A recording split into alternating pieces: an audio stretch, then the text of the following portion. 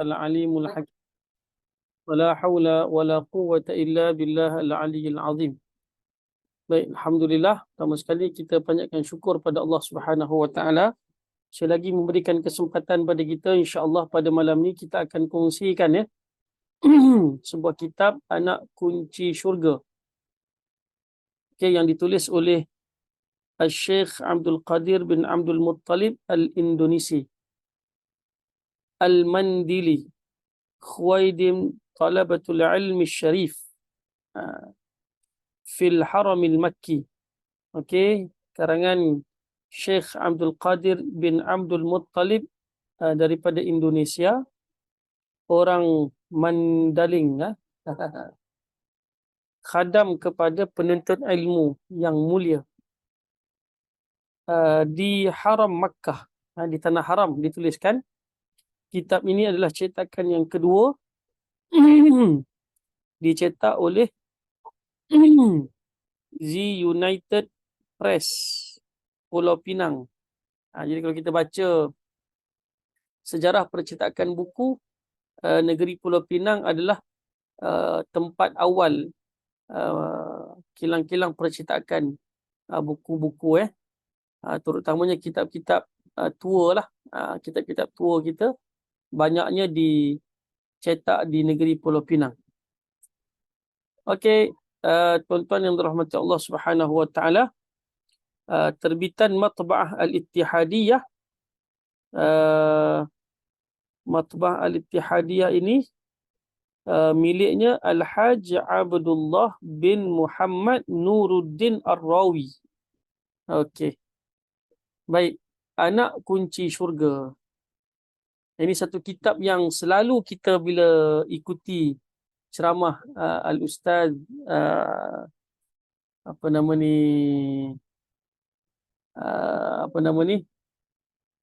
Allahumma salli ala Muhammad. Ustaz apa tu?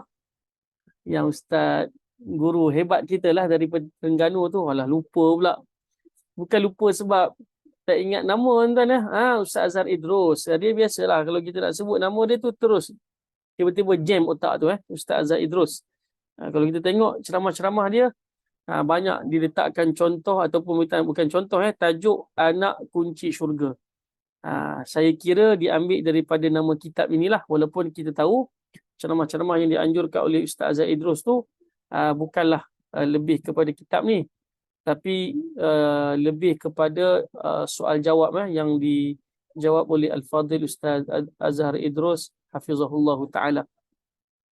Baik, kita bacakan sedikit apa yang nak diceritakan kepada kita ni oleh Syekh Abdul Qadir Abdul Muttalib Al-Indonesi Al-Mandili, orang Mandeling, orang Mandeling, tapi duduk di kota Mekah. Menulis kitab dalam tulisan Jawi. Bermakna orang Nusantara dulu, mereka menulis dalam tulisan Jawi. Tetapi diguna pakai seluruh Nusantara, sama ada daripada Malaysia, Indonesia sendiri, mana jugalah, Singapura, Brunei. Saya sebut ni negara-negara yang telah terpisah pada hari ini. Dulu adalah sebuah negara yang bersama kita ni, cuma dipisahkan oleh penjajah. Selatan Thailand, Kemboja, umat Islam di Kemboja masih lagi menggunakan kitab-kitab kuning bahasa Melayu, dan juga di Allahumma salli ala Muhammad, di Vietnam pun ada masyarakat Melayu yang hari ini telah dikuasai oleh kebanyakannya daripada bangsa yang bukan Melayu lah. Tetapi hakikatnya itulah negara Nusantara yang kita cintai. InsyaAllah moga-moga satu hari nanti Allah Ta'ala akan kembalikan kepada umat Islam tanah-tanah yang telah dirampas dan telah dibahagi-bahagikan kepada musuh-musuh kita ni, ataupun orang bukan Islam lah. Kita nak kembali dikuasai oleh orang Islam, insya-Allah. Itu cita-cita besar kita, tuan-tuan, Baik, kita bacakan dulu mukadimah dia. Bismillahirrahmanirrahim. Segala puji tertentu bagi Allah Ta'ala, Tuhan yang ketunggalan Ia pada zat dan sifat dan perbuatannya. Itu. Dan mudah-mudahan memberi rahmat serta membesarkan dan mensejahterakan Ia akan hamba-Nya dan nabinya dan rasulnya yang pilihan, iaitu Nabi SAW, dan atas sekalian keluarganya dan sahabatnya dan yang mengikut mereka itu dengan kebajikan hingga hari yang kemudian. Ini kalau kita baca dalam bahasa Arab, apa nama ni, salawatullahi wasalamuhu ala rasulihi wa nabiyyihi, kan, al-mukhtar, wa ala alihi, keluarganya, wa ashabihi wa man ittaba'ahu bi ihsanin ila yaumiddin. Okey, baik. Amma ba'du, adapun selepas itu, selepas mukadimah yang disebutkan tadi, pujian dan juga segala selawat dekat atas Nabi sallallahu alaihi wasallam, keluarganya dan juga para sahabatnya. Amma ba'du, adapun selepas itu, maka ini sebuah kitab yang kecil yang mengandung ia akan barang yang fardu ain atas tiap-tiap mukallaf. Kitalah mukallaf, orang yang dipertanggungjawabkan, daripada aqaidul iman, akidah-akidah iman, dan daripada hukum-hukum yang bersangkut paut dengan sembahyang dan lainnya. Okey. Hamba himpunkan akan dia bagi kanak-kanak dan perempuan yang baru belajar. Okey. Ni kitab ni asaslah, kitab asas. Dan hamba namakan akan dia dengan anak kunci syurga. Okey. Miftahul Jannah. Kalau dalam bahasa Arabnya, Miftahul Jannah, anak kunci syurga. Dinamakan dalam bahasa Melayu lah. Moga difahami oleh kita semua. Okey, Miftahul Jannah. Baik, Masya Allah, Tabarakallah, hebat Tuan Guru kita ni. Dan hamba pohonkan akan Allah Ta'ala bahawa menjadikan ia akan dia ikhlas dan memberi manfaat bagiku dan bagi saudara-saudara muslimin. Innahu ala kulli syai'in qadir. Jadi harapan beliau supaya tulisan beliau ini ikhlas. Orang dulu tulis kitab ikhlas, tuan-tuan, ya. Tidak mengharapkan apa-apa ganjaran. Dan juga dapat memberi manfaat untuk diri dia sendiri. Itu pertama sekali. Dan untuk saudara-saudara muslimin kita semualah, insya-Allah. Innahu ala kulli syai'in qadir, sesungguhnya dia, iaitu Allah, atas segala sesuatu maha berkuasa. Okey. Yang menghimpun, yang menulislah Abdul Qadir Abdul Muttalib Al-Indonesi Al-Mandili, orang Mandeling, Indonesia. Khuwaidim. Khuwaidim ni kalimat asalnya khadim, khadam. Khuwaidim ni hamba kecil, ya. Khadam yang kecil. Khadam yang kerdil. Allah, tawaduk betul, tuan-tuan. Khadam yang kerdil, penuntut ilmu di tanah haram Mekah. Okey, ditulis di Makkatul Mukarramah tanggal 18 September. Cantik, kita sekarang ni pun berada dalam bulan September, kan, 7 September, September pula. Bukan September ni, 18 bulan 9. Kita pun tak ingat, Muharram, Safar, Rabiul Awal, Rabiul Akhir, Jamadil Awal, Jamadil Akhir, Rejab, Syaban, Ramadan. Ni bulan Ramadan ni, ya salam. Saya salah, minta maaf, tuan-tuan. Ni Ramadan, ya. Okey, 18 Ramadan tahun 1383. Okey. Baik, bersamaan 12 hari bulan Februari tahun 1963. Baru lagi, tuan-tuan, ya. 1963 baru lagi lah. Baru lagi. Okey.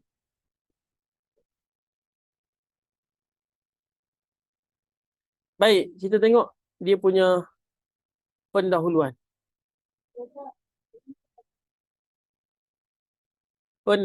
Ya. Bismillahirrahmanirrahim. Saya bacakan. Hanya sanya. Okey, ni orang Melayu dulu ni. Hanya sanya mendatangkan hamba akan dalil-dalil daripada Quran dan hadis Nabi sallallahu alaihi wasallam, kerana ahlu sunnah tiada berpaling mereka itu daripada nas yang sahih.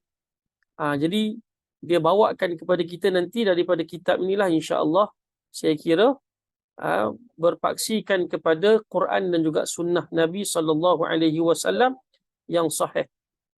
Kerana kita orang Islam tak boleh berpaling daripada nas yang sahih. Dan membangkang mereka itu akan dia dengan dalil akal dan tiada dengan perkataan seseorang. Jadi ada sebahagian yang maknanya membangkang, tidak setuju dengan dalil akli, menggunakan akal. Ayat Quran, wa ma kana lil mu'minin wala mu'minatin idza qada Allahu wa rasuluhu amran ay yakun idza qada Allahu wa rasuluhu amran ay yakuna lahumul khiyaratu min amrihim. Artinya, dan tiada ada bagi orang yang beriman yang laki-laki dan yang perempuan apabila mahkum oleh Allah Ta'ala, mahkum ni maksudnya Allah Ta'ala berhukum lah, menentukan, dan Rasulnya, bahawa ada bagi mereka itu memilih daripada pekerjaan. Okey, maknanya bila Allah Ta'ala dah tentukan sesuatu, ketetapan, orang beriman, lelaki dan juga perempuan, dia tidak ada jalan pilihan. Dan kerana tiada ada jalan yang lebih baik dan yang lebih mudah pada mengenal Allah Ta'ala daripada jalan Rasulnya, iaitu yang tiada bertutur ia daripada hawa nafsu. Siapa tu? Nabi SAW. Jadi kalau kita nak sebut tentang Islam ini, mesti mengikut apa yang dibawa oleh Nabi SAW, sebab Nabi tidak bertutur daripada hawa nafsu. Tiada ada barang yang mendatangkan ia akan dia melainkan wahyu yang diberitahu kepadanya. Apa yang Nabi SAW sampaikan kepada kita adalah wahyu daripada Allah Subhanahu wa Ta'ala.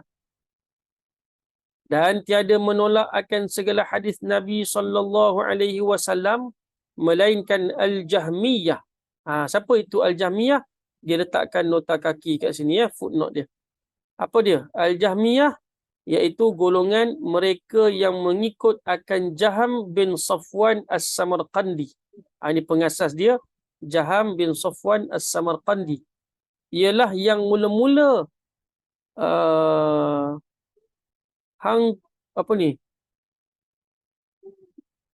Allah Ta'ala daripada sifat-sifat. Hang kosongkan Allah Ta'ala daripada sifat. Mengosongkan. Saya kira ni mim mengkosongkan. Tak nampak macam huruf huruf A, minta maaf tuan-tuan. Kita betulkan kat sini. Saya betulkan ikut kefahaman lah, insya-Allah. Mengosongkan. Mengosongkan. Tak nampak? Kejap saya betulkan. Mengosongkan. Ini huruf mim ni. Tarik kat sini, kita tulis huruf mim. Okey, baik, kita betulkan sini. Okey. Ini adalah huruf mim.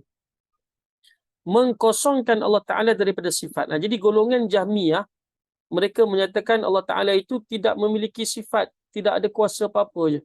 Jadi manusia ni membuat satu perkara mengikut kehendak manusia tanpa ada Allah Subhanahu wa Ta'ala. Tanpa ada kuasa Allah Subhanahu wa Ta'ala. Baik. Kita ulang balik. Yang tiada Nabi itu, Nabi SAW, yang tiada bertutur ia daripada hawa nafsu.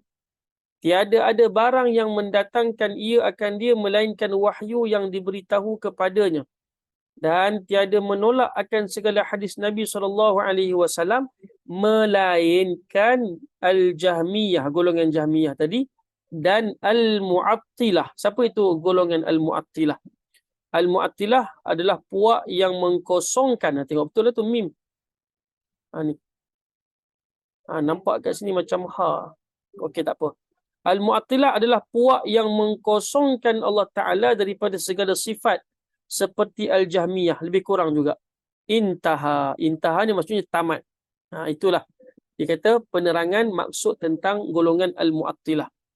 Okey, dan golongan Al-Mu'tazilah, yang mereka ini menolak segala hadis Nabi SAW. Al-Mu'tazilah. Siapa tu golongan Al-Mu'tazilah? Nota kaki nombor 3, Al-Mu'tazilah, iaitu Umar bin Ubaid dan Wasil bin Ata, dan yang mengikut keduanya dinamakan mereka itu dengan Al-Mu'tazilah kerana menjauhkan diri mereka itu daripada muslimin. Intaha maksudnya telah tamat.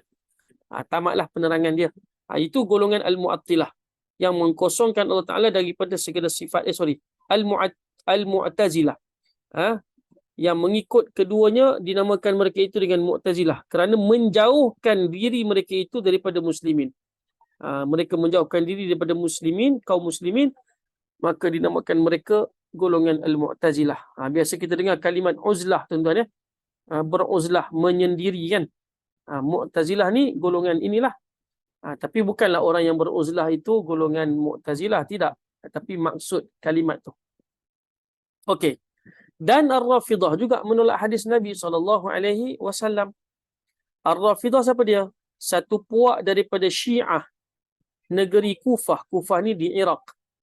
Yang meninggalkan mereka itu akan Zaid bin Ali, anak kepada Ali bin Abi Talib, kerana melarang ia akan mereka itu daripada mencela sahabat radhiyallahu anhum. Intaha.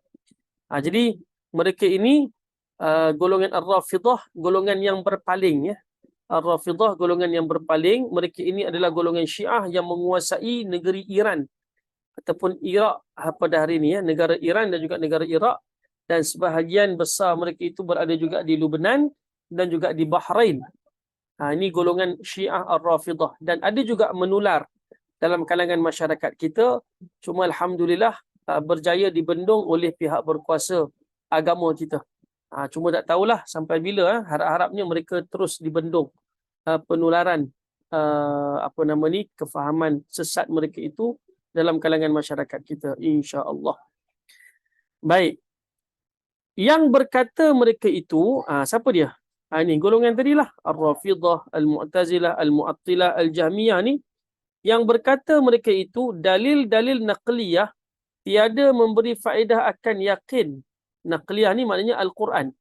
Naqliyah ni diambil daripada perkataan naqal. Naqlun. Naqlun ni Al-Quran dan juga hadis. Al-Quran dan juga Al-Hadis. Jadi mereka kata apa yang ada dalam dalil naqliyah itu tak ada faedah pun. Maka menutup mereka itu atas segala hati manusia akan pintu mengenal Allah Ta'ala dan sifatnya dengan jalan dan pertunjuk Rasulullah sallallahu alaihi wasallam. Jadi mereka ini golongan yang menutup hati manusia daripada mengenal Allah Ta'ala dan juga mengenal Rasulullah sallallahu alaihi wasallam. Sebab apa mereka dikatakan sebagai golongan yang menutup pintu mengenal Allah dan juga Rasulnya sallallahu alaihi wasallam? Kerana mereka itu adalah golongan yang menafikan Al-Quran dan juga hadis Nabi sallallahu alaihi wasallam. Baik. Dan kita terus kepada yang bawah ni. Dan memalingkan mereka itu akan manusia kepada barang yang menamakan mereka itu akan dia dengan segala hujah yang bangsa akal dan segala dalil yang bangsa yakin. Mereka itu memalingkan manusia daripada yang sepatutnya lah, dengan hujah yang sepatutnya. Memalingkan mereka itu akan manusia. Manusia itu menjadi mangsa yang mereka perlakukan untuk memalingkan kepada barang yang menamakan, mereka yang letakkan sesuatu benda akan dia dengan segala hujah yang bangsa akal. Kena pakai akal je. Gitu. Kita tak payah pakai Quran, tak payah pakai Al-Hadis. Kita hanya pakai akal sahaja. Tengok. Dan segala dalil yang bangsa yakin. Kita pakai apa hati kita kata, apa otak kita kata. Pakai akal sahaja. Itu golongan ni. Dia tolak Quran hadis, dia pakai akal.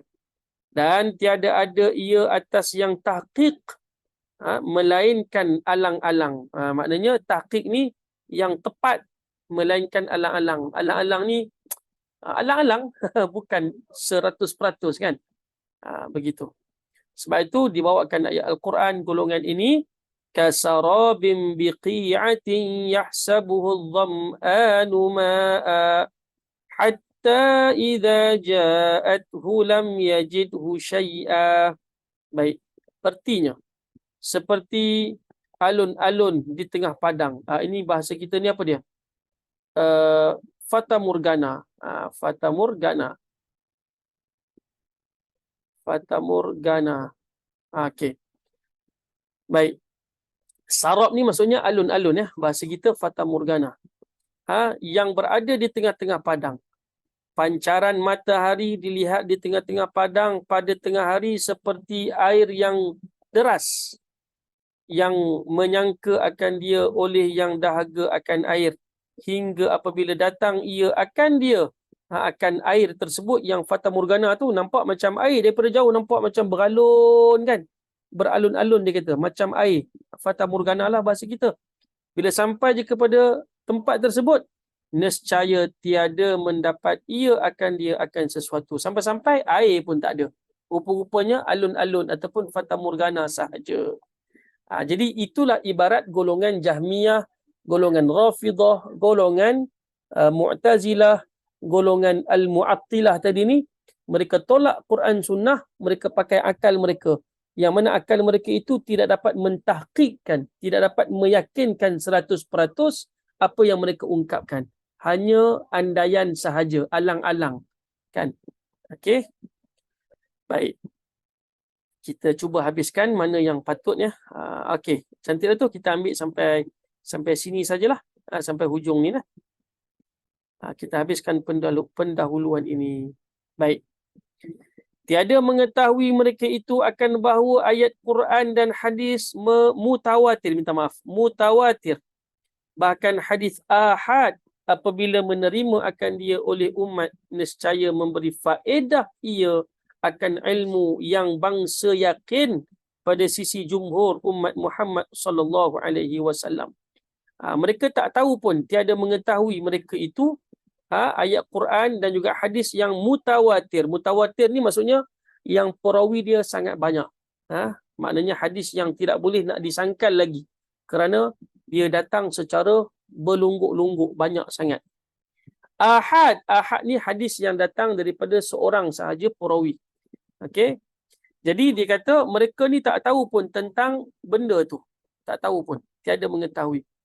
Yang mana Al-Quran dan juga hadis mutawatir ataupun ahad tadi ini memberi faedah kepada umat manusia secara yakin. Kan, secara yakin. Dan ianya secara yakin pada sisi jumhur, majoriti umat Muhammad SAW. So Al-Quran dan juga hadis ini adalah pintu keyakinan yang sempurna pada majoriti umat Muhammad SAW. Walaupun adalah sedikit khilaf tentang hadis ahad berkenaan yang kita sebutkan kat sini, tapi itu ceritanya pada bab yang lain lah.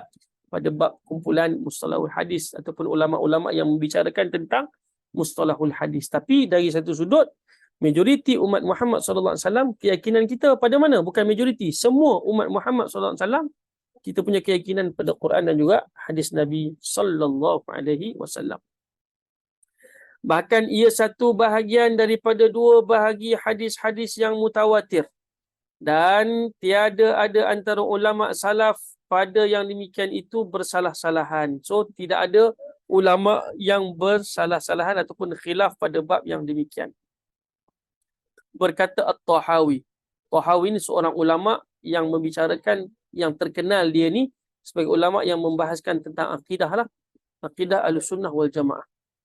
Apa kata dia? Fa innahu ma salima fi dinihi illa man sallama lillahi azza wa jalla wa li rasulihi sallallahu alaihi wasallam.